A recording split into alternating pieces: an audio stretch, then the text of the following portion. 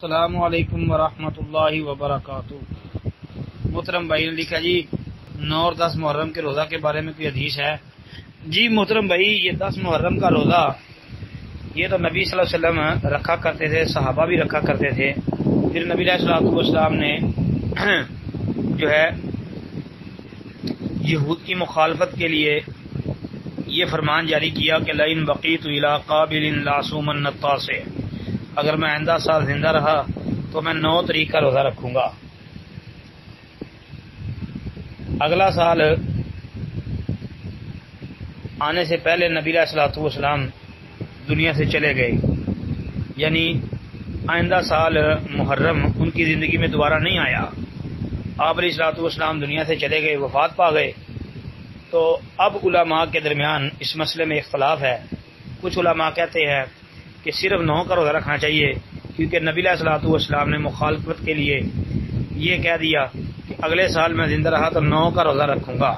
کچھ علماء کا خیال ہے کہ جی 9 اور 10 کا رکھ لو، اس لیے کہ مخالفت اسی طرح ہوتی ہے یہود کی۔ جی کچھ علماء کہتے ہیں کہ 9 اور 10 یا 10 اور 11، یعنی 10 کے ساتھ ایک دن پہلے یا ایک دن بعد ملا لے۔ تو یہ ایک لمبا چوڑا اختلاف ہے۔ تو محترم بھائی، جس حدیث میں یہ آتا ہے کہ 10 کے ساتھ 9 کا یا 11 کا ملا لو، ایک دن پہلے یا ایک دن بعد، ایسی کوئی بھی مرفوع حدیث ثابت نہیں ہے۔ مرفوع متصل ایسی کوئی حدیث ثابت نہیں ہے۔ ہاں عبداللہ بن عباس رضی اللہ عنہ سے موقوف ایک روایت آتی ہے، یعنی ان کا قول ہے کہ ایک دن پہلے یا ایک دن بعد روزہ رکھو، یہ ایک روایت آتی ہے، اسی کو پیش کرتے ہیں۔ کہتے ہیں علماء کہ 2 روزے رکھیں۔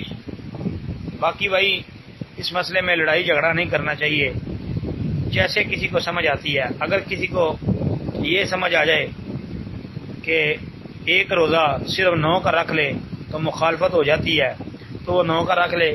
اگر کسی کو یہ سمجھ آ جائے کہ نہیں جی ہمیں تو یہ سمجھ آتی ہے کہ ہم 2 رکھیں گے تو وہ 2 رکھ لے، اس میں کون سا جھگڑے والا معاملہ ہے؟ نفلی عبادت ہے۔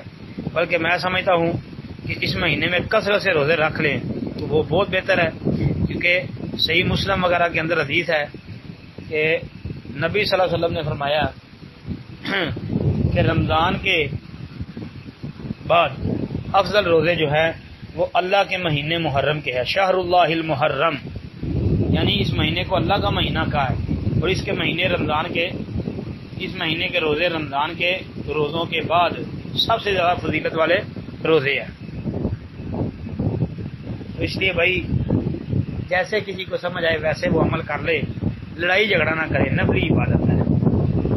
یہاں علماء جو ہے وہ بحث و مباحثے میں پڑ جاتے ہیں، بڑی بڑی لمبی چوڑی تقریریں اور بڑی لمبی چوڑی تحریریں جو ہیں وہ پیش کرنی شروع کر دیتے ہیں۔ السلام علیکم ورحمۃ اللہ۔